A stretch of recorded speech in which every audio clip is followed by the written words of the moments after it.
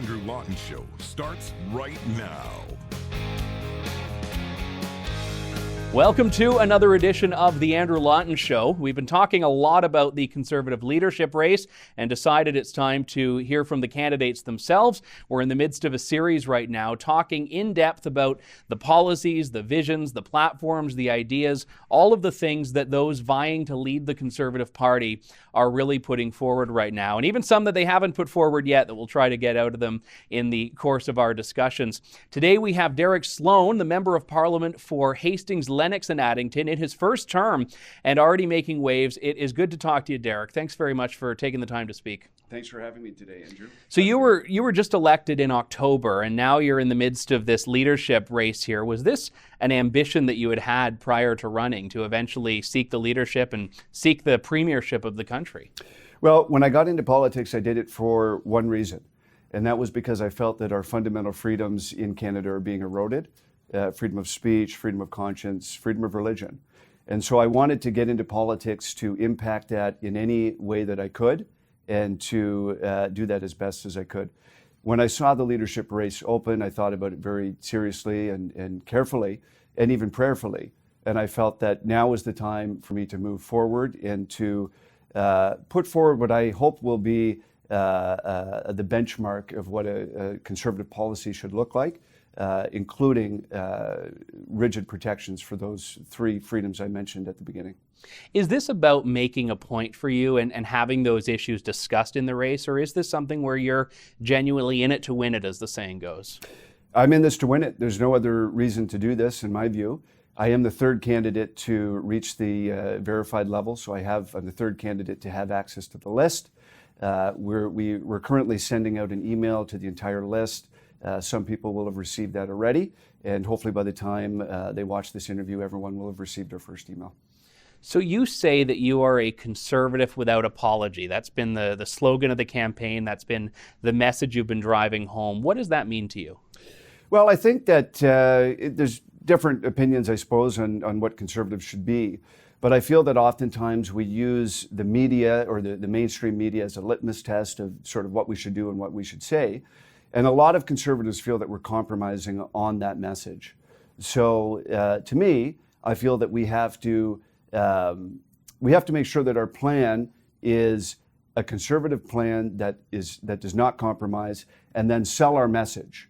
So instead of looking at the media or looking at the public right now and saying, okay, well, what do they want to hear? And politics is partly about what people want to hear, but it's also about, and I believe the Conservative Party needs to not be that party. I think the Liberal Party, their raison d'etre is, well, what do we think people want to hear? What can we do to stay in power? And I think that the Conservatives, obviously winning has to be very important to us, but we also have to say, look, what are our principles?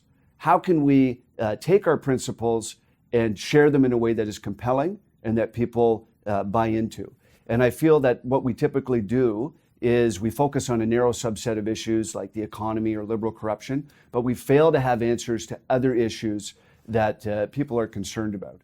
When you talk about the economy as being a narrow issue, there are a lot of people that would say the opposite, that the economy and putting fiscal conservatism forward is among the most broadly appealing and ultimately most significant things that a Conservative Party can do. So how do you view that as a narrow subset of conservatism? Yeah, so even when you take a look at how we address the economy, it's in a narrow way, okay? So obviously the economy overall is important, but if you look at the messaging in the last election, it was basically this.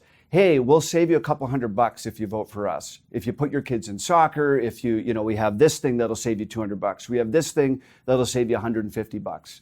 It was a competition for gimmies. Who can give the most? Who can save you the most? So we had a lot of goodies, but we didn't even have some of these sort of broad-based tax reform ideas that a fiscal conservative would have even wanted. I don't even know of fiscal conservatives that would have been super enthralled with our messaging in the last campaign.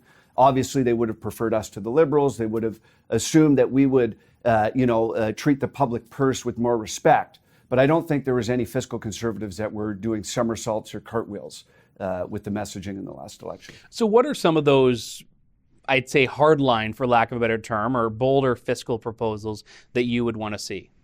Well, we haven't actually, so we haven't released our fiscal platform yet, so I'll speak in broad strokes, but it involves broad-based tax reform and simplification. And that's a necessity. I mean, we need to make sure that we are actually reducing the tax burden on middle-class Canadians, and frankly, all Canadians, but the middle class is usually unable to avoid taxation, unlike people in higher tax brackets have different abilities to be able to move assets to different jurisdictions and so on. But we need broad-based tax reform because our tax rates are not competitive with the United States. And so to boost the entrepreneurship and the capital formation and the business formation that we want, we do need to have broad-based tax reform. What are the things that, because you ran as a Conservative in this election that you're saying wasn't really adequately putting a Conservative message forward, what were the things that you would say the Conservative Party has typically done very well, the things that in the current party as it stands you're proud to stand with? Well, you know what? I think we actually fought a very good election, and we followed conventional wisdom to the T, which is, avoid controversial issues, focus on the economy, and sort of keep it simple. Keep it simple, focus on the economy, and focus on liberal corruption. So I think we ran a very disciplined campaign. I think we ran a very hardworking campaign. All the candidates worked very hard. We knocked on a lot of doors. I think we were just afraid to branch beyond that. So we need to lead with a big vision. And there were some things that were starting to become visionary in our plan, like the energy corridor, I think, was that type of visionary idea. But we have to lead with a vision, not lead with, I'm going to save you $200 if you put your kids in soccer. So you reject that conventional wisdom, though, you had said earlier. I do. Yeah. So it was a safe campaign, but you think that there is a problem with the premise that is a positive. Yes. Well, we did everything right, and again, and still lost. Yeah. Now here's the thing. Yeah. Prior to the election, maybe that would have been a good idea. Hindsight's 20/20. But I think, and I hope that we've learned from that election that playing it super safe and working really, really, really hard doesn't always pay dividends in politics. You have to buck the trend. You have to buck the narrative. You have to lead with a vision. You have to be willing to talk about all issues that people are concerned with. And you have to have answers for everything.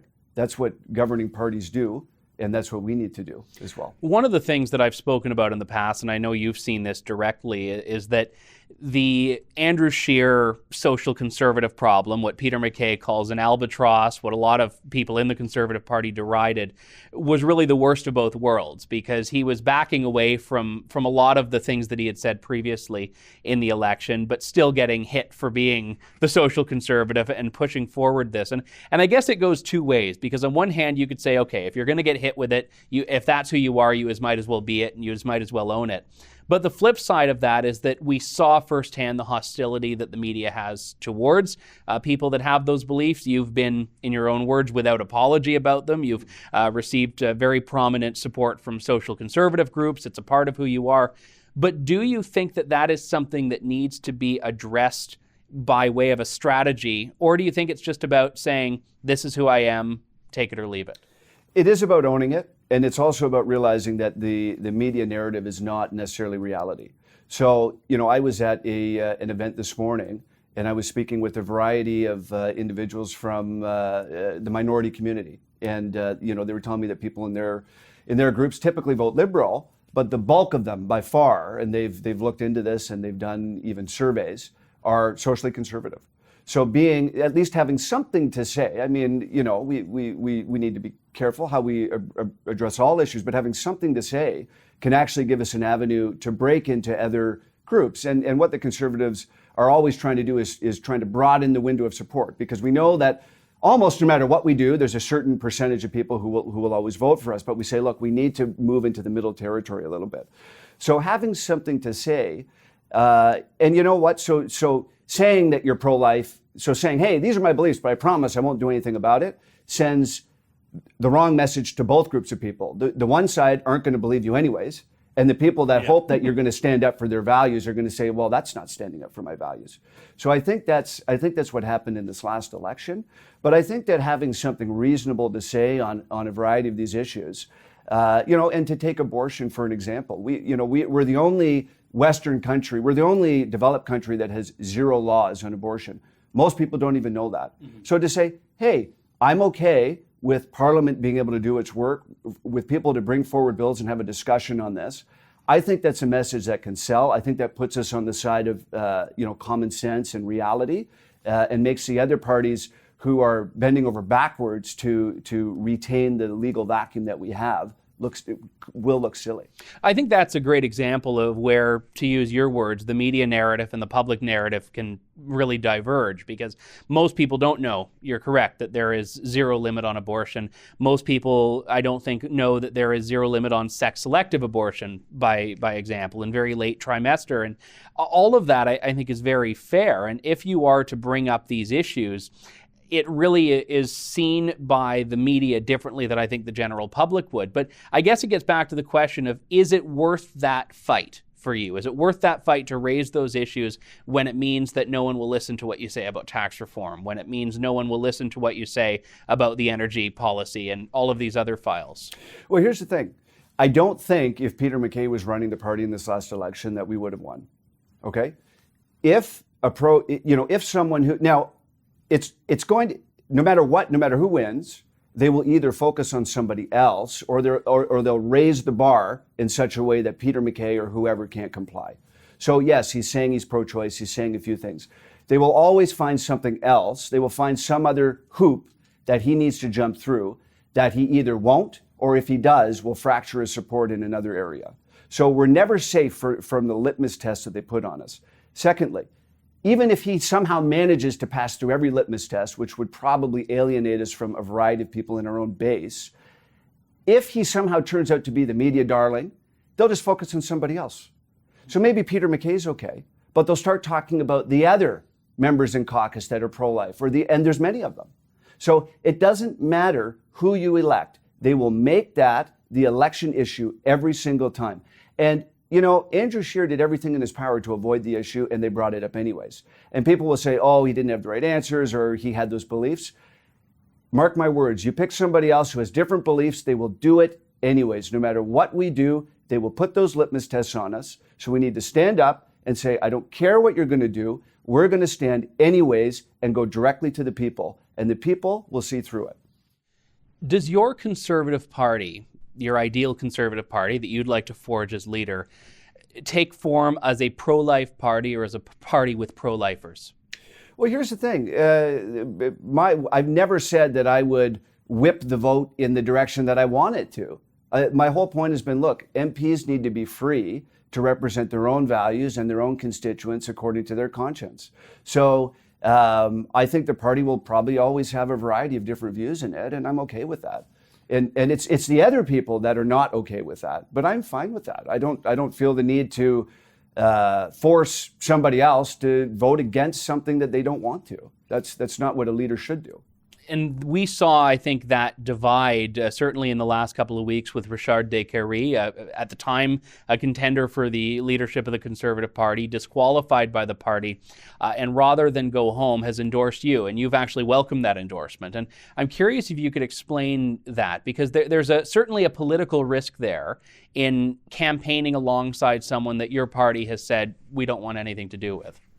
Well, we don't know the reasons why he was not allowed to continue. We can only speculate, and Richard himself doesn't know. He got an email that said, "Sorry, you're disqualified." So we can only speculate, and there's different rumors abounding. And the Globe and Mail has written some articles on. Initially, a leak said, "Oh, it was about something private," and then they found out that no, in fact, they hadn't asked him any private questions. So we don't know what the reason is that he was disqualified, but he was disqualified. It could have been, for example, maybe there were some people who thought he would do well in Quebec and that concerned them. So there seems to be something going on behind the scenes that's not entirely fair. And, we don't know what that is. I don't know what that is. But it does seem unusual to me that he was not allowed to proceed. And I'll tell you, a lot of people were upset by that. And not just people in Quebec. There's people out west, there's people all across the country that were upset by that, and the party sent the wrong message.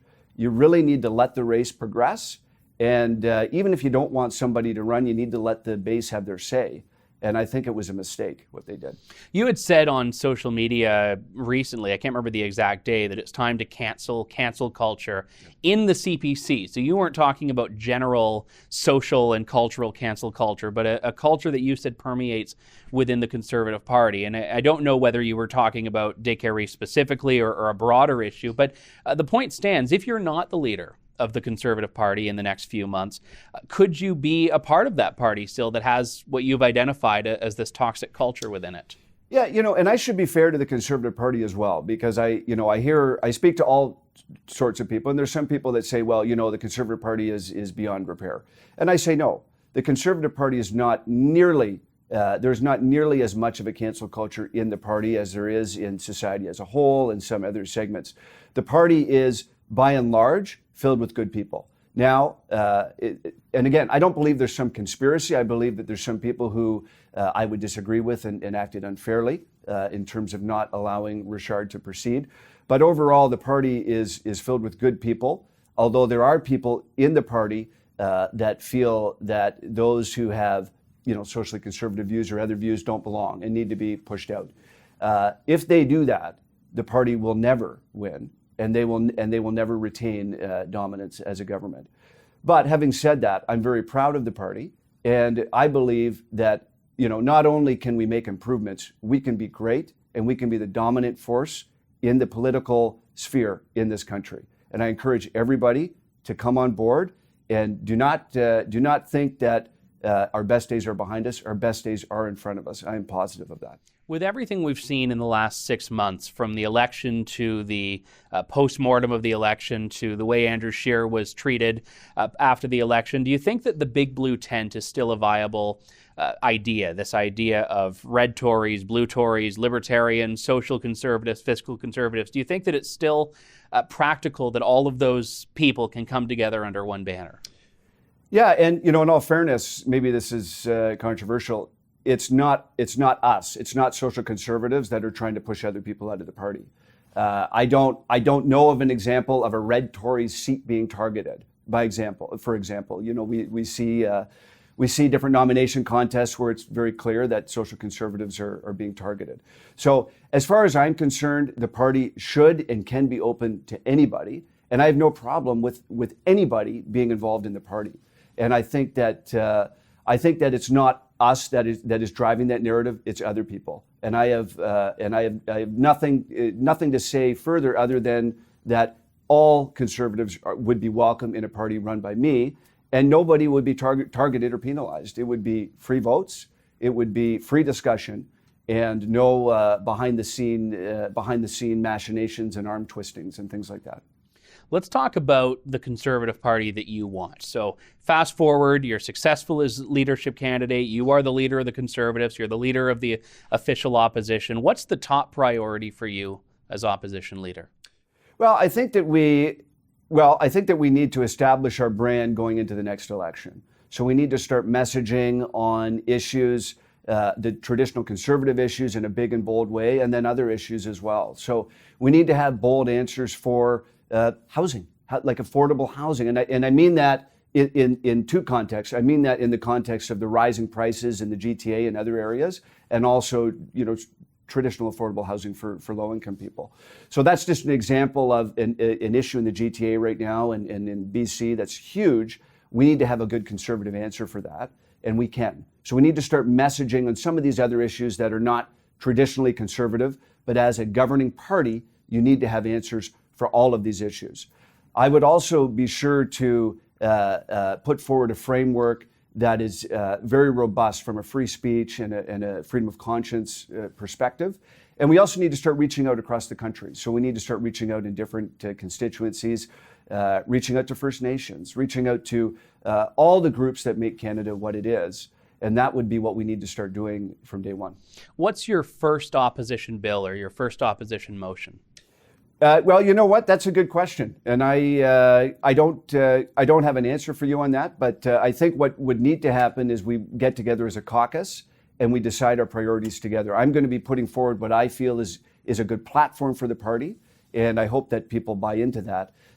But once you're a leader of the party, you need to lead with caucus behind you and beside you, not just from the top down. And that's my plan should I become leader. Let's talk a little bit about the free speech aspect. I think we touched on it within the party context, but from the perspective of Canadian policy, are there areas where you think the federal government could actually do a better job on free speech? And I know that for the benefit of listeners that might not know and viewers, you were involved in the Trinity Western case where the Supreme Court very much sided against conscience rights. But what are some things that as leader you could champion? Well, that's a good question. So we're going to be looking at the Canadian Human Rights Act. I've already said that I'm going to be repealing Bill C-16.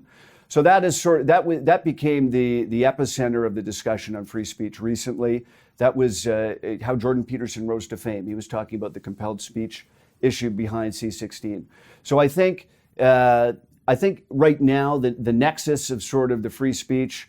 There's obviously an educational component. Universities can be hostile towards free speech. So there is elements of, hey, you want federal funding? We need to see XYZ from you on this when it comes to universities. There's also issues right now with the human rights tribunals, both provincially and federally. So federally, obviously, you can control what the Canadian Human Rights Act does and how the tribunal adjudicates. We will have to work with provinces as well to say, look, this is what we need to see, and there's different ways of suggesting and encouraging that. But those are the main issues. But what we don't want to see, and I've seen some human rights tribunal cases coming out that are basically saying, I think in the average person's view, discriminating against somebody is how you treat them. It's not your personal views on moral subjects. And what I've seen in some human rights cases is not that, a person has denied somebody else a service in like a discriminatory under the law type of situation. It's that they have shared essentially moral views on certain issues. And sharing moral views on certain issues cannot be discriminatory. That's getting scary, right? Like if we're saying, look, your very view, you're not advocating that person should not have access to the basic rights of life. You're expressing a moral view on something, and that in and of itself is discriminatory and amounting to hate conduct towards somebody. So that is scary and frightening, and that is happening primarily within the human rights context. And so that's where our focus needs to be. You mentioned C-16. This was an issue where the Human Rights Act and the Criminal Code were amended to include gender identity. It didn't change the fundamental nature of those human rights commissions. It added an additional protected ground to ones that are already there, like race, sexual orientation. Would you go after those commissions and those provisions themselves, or is it just that gender identity addition that troubles you? Well, we're going to be looking at the entire act, and we're going to be focusing on looking at ways to potentially amend it to make sure that freedom of speech and freedom of conscience are the framework for those acts. The issue with the human rights tribunals is that they are often run by people who are very activist in nature, and they make up their own policies and sort of how they adjudicate on these issues. And so the issue that Jordan Peterson and others raised is that if you look at some of the language of the provincial commissions and how they adjudicate on these issues, it was very clear that, for example, using the wrong pronouns could likely amount to an infringement. So we need to make sure that nobody, of course, wants anybody to be bullied or harassed or any of these things. But we also want to make sure that we are not forcing certain views on the members of the population. That is something that comes from a totalitarian background. It is something that should be foreign and alien to Canada. So we need to make sure that, yes, people are able to interact in society and receive the basic services. But it doesn't necessarily mean that we can force people against their will to affirm people in every single way that they want to be affirmed. And if I want to be affirmed in a certain way, I can negotiate that between you and I in a relationship. But there may be certain things that you just do not want to affirm me in, and that's your right. And I don't believe the weight of the government should be forcing your hand in that way. So we need to make sure that the human rights adjudication has free speech and freedom of conscience as a fundamental guiding principle. And I don't believe that's the case right now. I know one of the things the Liberals were in the process of doing before the election, and we think are probably going to pick up now, is bringing back that section of the Canadian Human Rights Act, Section 13, that caused so many of these cases where the heavy hand of government censorship was going after people. And I don't think I need to ask, but I will give you the opportunity. There's no Section 13 in your view of the human rights laws in Canada. That's correct. What is it that you'd like to see to push back against the efforts, and it may be culturally rather than politically, but to push back against those efforts that are advocating that? Because it's not just federal, it is provincial as well. And I will note that even when Stephen Harper was in power and had the ability to appoint human rights commissioners and human rights commission tribunal members, we still saw these cases going down under that. So the institutions are worse than, I think, the government overseeing them. Yes, and you're right, it's a thorny issue. It's not something that can be solved in a day, but you lead from the top, and you're right, it's more than just passing the right laws, it's about creating a cultural change. And for that, we need to win not just once, but many times. And we need to follow through with appointing the right people in the right places, and in being in dialogue with the provinces to encourage the right sorts of changes. And with all the Conservative premiers that we have right now, it's a perfect time for that. What are the issues that you think need to be talked about more but aren't? Well, look, we have to, so from a Conservative perspective or just generally in society? I'd say it's both. I think that if you go with the societal route, it would be issues where you think the Conservative perspective is the answer to them, but I'll go dealer's choice. You can go within the party or outside of the party. Right. So, you know what, we have a lot of issues right now that people are concerned about. And so for example, I'll name some. So we have an issue right now where people are just disengaging from society. So we have people, chronic drug use, whether it be prescription or otherwise. We have, issues with housing shortages, healthcare. Now, again, these aren't the only issues facing Canadians, but if we cede territory to the Liberals on that, the only thing we're going to see is wasteful socialist solutions to these. So we need to make sure that we are taking a look at sort of the malaise that we're seeing in society right now. We're seeing people dropping out. We're seeing, when I speak to, I go to lots of events where I'm speaking to people who are older, 60, 70 and older. And I say, when you were younger, was there this many people on, disability and, living in their parents' basements when they're 30 and this and that and the other? And they're like, no. Like it wasn't a thing. Like, yeah, maybe there was like a couple people here and there, but there's something culturally right now that is causing people to drop out. And we need to tap in to, the Canadian heart and the Canadian soul. And we need to say, look, we need to get these people back on track. We need to bring them back into the economy. And that's going to require innovation from us. It's going to require heart and soul.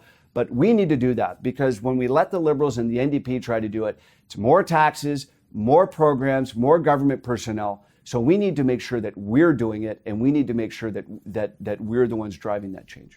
Are there any Justin Trudeau policies, Liberal policies from 2015 that you think the Conservatives need to make a priority of undoing, of reversing, apart from the carbon tax? I think everyone's on board with that. Yeah, I mean, broadly. Yeah, I mean, most of the major bills they brought in, I disagree with. I mean, if you look at the firearms legislation, if you look in so C-71, C-69, C-48, all of these bills are damaging. I mean, the bills they just introduced the last couple of weeks, or weeks and months, C-7, C-8.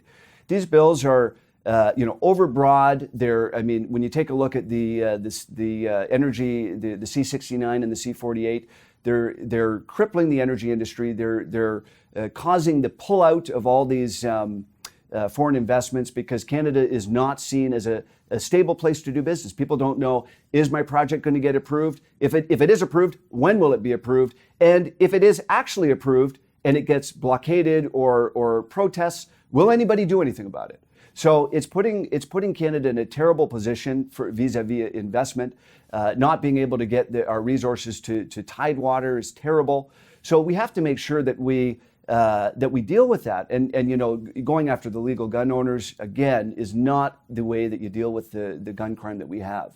So basically everything they have done has been from just a backwards perspective. And frankly, I don't like any of it. And I don't want to be negative on that, but I'm just not, where they're coming from, no matter what they bring forward, seems to, have elements in there that are just downright negative. Well, there's a glimpse of what a Conservative Party led by Derek Sloan would be doing.